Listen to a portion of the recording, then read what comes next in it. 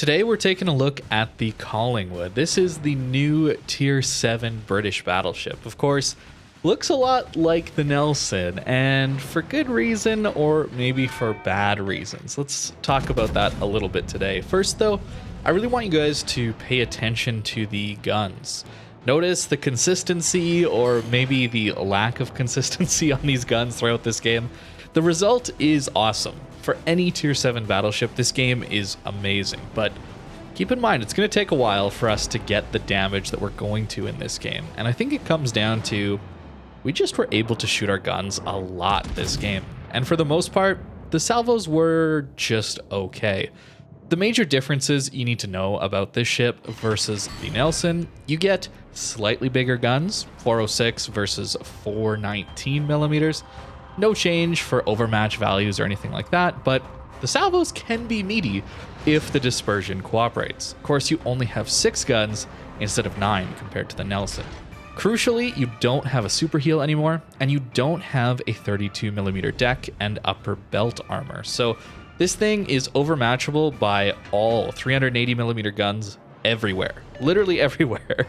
And it's huge, right? It's a giant bathtub of a ship. So if you're seeing this thing in game and you can overmatch 26mm of armor, just shoot it with AP and you're going to do an absolute ton of damage to this ship. It does have a few bonuses that the Nelson didn't have. Of course, we can see a reload booster there in the corner, as well as a hydro. Hydros, of course, are getting more useful by the update as submarines are tested and retested some more. We'll see the usefulness of the hydro in a little bit, but it's very nice to have a hydro these days, even if it is a personal one. This one's pretty decent. I think it's around a 4-kilometer hydro, so it's not just a personal one like a lot of those British hydros can be. Notice the middle turret is a 360 turret. A lot of times the older versions of these ships that have guns that look like they could turn 360, they often don't, at least if they're older models. This thing, fully 360 middle turret, which is very nice and convenient for those times where you gotta swap the guns to the other side. And I think you will be doing that a lot since this ship doesn't have the armor, it doesn't have the crazy heal of the Nelson to tank bow in. I think sitting bow in this ship is oftentimes going to be a bad thing. So unlike the Nelson where you can almost bow tank, I mean, you have to angle a bit so that you don't get citadel through your bow. Keep in mind, Nelson alongside Collingwood, they both have gigantic above water citadels, so if you're able to overmatch the bow at closer ranges, just shoot there, you're going to get a huge amount of citadel damage. At longer ranges though, Nelson could do a bit of bow tanking, assuming you angled it a little bit. Collingwood, I don't think that's the play. You're noticing how passive I'm playing here. This is a tier 8 to tier 6 game, so we're mid-tier. Pretty standard, I would say, but you got to play passive. Notice throughout this game, I'm actually not going to get shot at all that much, and I think that has a lot to do with the result of this game as well. It's a huge damage game, like I said, but I don't want you to get the wrong idea where I think this ship is OP or it's amazing or a must-get. I don't think it is at all, actually, especially if you have a Nelson already. I do think that the Nelson is just better than this ship. I would way prefer to have the extra tankiness from the armor and the heal, as well as more guns, instead of I would gladly trade away the reload booster and the hydro to get a Nelson. Let's put it that way. I really think that this ship can be good. Notice the forward-facing turret angles. You can shoot your guns at an absurdly good angle. It doesn't really matter though, since this ship gets overmatched by a lot of stuff at tier 7. And the reason I'm talking about overmatch so much is this is one of the major complaints I have about tier 7, tier 6 battleships. I enjoy tier 8 plus battleships more because they all have 32mm of armor as kind of standard, right? So then you only have to worry about those kind of Yamato class ships to overmatch you. Whereas tier 7 and below, the standard armor is 26mm or even less. And it's this weird scenario where you're just gonna take a huge amount of damage from battleships and you're gonna do a huge amount of damage to battleships regardless of the angle. So for me, that's one of the reasons I stay away from tier 7 and 6 battleships. And Collingwood is basically the poster child for that. Well, I'll show you the armor import later when I go over the commander I was using, but the usefulness of the hydro, very nice here, of course, once we decide to use it. I'm going to use it to hopefully spot this guy. Yes, there we go. Submarine spotted. He can't get away at this point. Even though he's at maximum depth, of course, Hydro can spot submarines currently at maximum depth within 2 kilometers. That could change. Keep in mind, subs are still very much being tested. Things are changing every patch, it seems like. But for now, Hydro is quite useful if the submarine decides to YOLO right into you. I think that as people play submarines more and get better at them, this kind of thing's not going to happen. If this guy just stayed outside of 2 kilometers at maximum depth, even with my Hydro, I'm not spotting him, right? If he's at 2.5, 3 kilometers, I'm not spotting him. But somehow we get ourselves a devastating strike. Yeah. Okay. I think that's... okay, I'll take it, right? Submarine's gone. We don't have to worry about him as much. And here's a great comparison. This Nelson decides to be firing HE at me. And I get it. It's pretty tempting to fire just HE in a Nelson. But if this Nelson player had just shot AP at me, he would have done so much more damage. I can't bounce his shells. Notice this absurd turret angles too, by the way. We're at like a 23-degree angle to this Nelson. 22, 23 degrees, and we can shoot all of our guns still. It's absurd how good the angles are. But it doesn't matter because of the Overmatch. Okay, and I'll stop. I think you guys get the idea about the Overmatch. But on top of that, this Nelson has a Superheal. So if we're going to shoot RHE at this Nelson, he's laughing, right? The way to take out a Nelson is not to get into an HE spam fight with him. That's why I'm using the AP. I'm trying for more pen damage, and since we do overmatch his stern and his bow, it is possible to get some lucky citadels out of it. It's not guaranteed by any stretch, no way, but it's possible. The fires aren't really going to do much against a Superheal anyway. But you notice how I instantly am trying to disengage from this fight, right? My team is pushing through A, I'm on good health still, but I'm disengaging because I just don't trust the armor to hold up, and I certainly don't have much healing left. We only have 2 heals left. I've used 3 of them already, and we got to make this last through the end of the game because this one is a pretty close game. Of course, against other tier 7 battleships, we're again just shooting the armor piercing, trying to make use of that overmatch, but I didn't really feel like I got the best damage on this Leon. Maybe that's just because French armor is weird, but I really felt like the overmatch really wasn't all that impactful in this engagement. You'll notice the Nelson has been shooting at me a lot, and he tends to be missing. It's because I'm constantly playing with my rudder and my propulsion. Even though I'm going slow here, I'm really not trying to move from this position. I like where I'm at, creating a crossfire, holding this position, but I'm still moving slightly so that it throws off the aim of longer range battleships. That Nelson shot at me again, and I think he's not going to hit us this time either. So we're getting either lucky, dispersion's helping us against that Nelson, but also moving around slightly can help mitigate some of that damage coming in from long range battleships. And we're using the reload booster here. Probably not the best time to use it, as you can see. Sometimes the damage just isn't there, right? This is definitely a battleship, and it's a 6-gun battleship at that.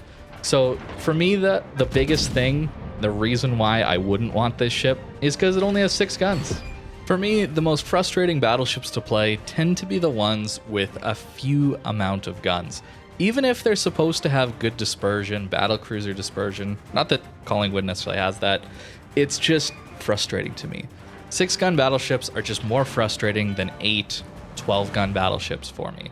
If we go the other side, oftentimes if we go above 12, like 16 guns on the Colombo, yeah, they tend to make really bad dispersion. So they're frustrating as well. But I find somewhere in that 8 to 12 gun is best for this game. It's enough to give you decent dispersion most of the time, but not so much that it's just a volume of shells thing that gets nerfed down super heavily. So for me, I'm not all that interested in Collingwood. Part of that is because I have a Nelson, and I even don't play my Nelson all that much anyway. I would much prefer to play something else, preferably at a tier where it's not just a bunch of overmatched ships fighting each other. But as you can see, 6 guns with decent accuracy can work sometimes, right? This is an excellent game out of a tier 7 battleship, right? 126k already, 3 kills, a couple dev strikes. One of them was more legit than another one. I would say the Pensacola one was an official true dev strike. I'm not sure how that submarine one was a dev strike still, but can see we're getting decent damage in on the Mayhan, right? 3 out of 6 shells, 50% hits on a DD at 8 kilometers. That's good, honestly. And I think that this ship is just not my kind of ship. That's really what it comes down to. It's not my kind of ship. So if you're interested in the Nelson and you didn't manage to pick it up, and the downsides of the Collingwood don't turn you away, it can be pretty solid. I can't say it's necessarily the worst ship because the game we're having is just insane. But I personally am not all that interested in this ship. Notice how we're going to fight a New Mexico, and we're also going to be fighting a Gorizia, which of course has sap. So I'm gonna have to angle very, very sharply to the sap, and then hope that the New Mexico is just gonna shoot AP that's gonna bounce. Of course, New Mexico has small guns that don't overmatch us, so we feel like a true battleship against him. I probably make a bit of a mistake in focusing on the cruiser as soon as he's up. More of my teammates are able to shoot at the New Mexico, and it's more likely that this New Mexico would have gone down first, especially if I would have focused him, but I decided to go after the cruiser because I think I have Overmatch, I have kind of accurate guns, I have a reload booster. I should be able to take him out, right? He's not all that far away either. But this is going to take a while. This is going to take a long time. It's just not very consistent all the time, right? But let me know what you guys think in the comments down below about this ship, if you've managed to get it. Of course, it's only available in the kind of loot box early access event currently, but after the British Battlecruisers event or early access has gone, this ship will be available for, I think, just in the shop. I think it'll just be for real money in the shop to purchase.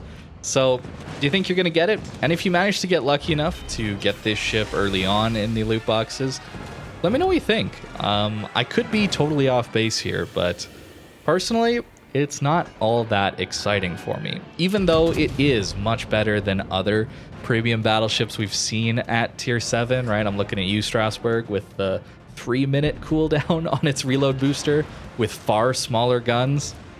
Yeah, Strasbourg was a rough one. That was a pretty rough ship. This one is certainly much better than that, but I'm still just not there. And I think that that's probably just more to do with my general view of Tier 7 battleships. My overall thoughts on Overmatch being kind of frustrating to deal with, right? It's frustrating for this Gorizia where I hit him and I'm just guaranteed damage. And for me, I have worse dispersion because of that Overmatch and the power of that Overmatch. So then it's frustrating because I don't hit him very often. Overmatch is a very, very frustrating experience for all parties, I think. But it is necessary. I so far haven't been able to come up with a better solution than Overmatch, because if we remove Overmatch from the game, then all of a sudden everyone just sits bow on or stern in angled and AP does nothing anymore. So it's really tough. It's really tough to balance these big giant guns, but 6 guns with a reload booster can work. And it certainly did this game. 160k damage, 3 kills. That's an amazing game even at tier 10, honestly. But again, I think it comes down to I was alive the entire game and we were basically shooting from start to finish with this ship. And we didn't get shot at all that much. I used up all my heals. We were left on 22k HP, but keep in mind, we only had 1.5 million potential damage. Not a ton. And we used up all of our healing in this game. So again, let me know what you think of this thing in the comments below. I'm very curious because I'm kind of on the fence here. I can see it being good, but I also see there's some massive, massive downsides that probably mean that I'm going to stay away from it.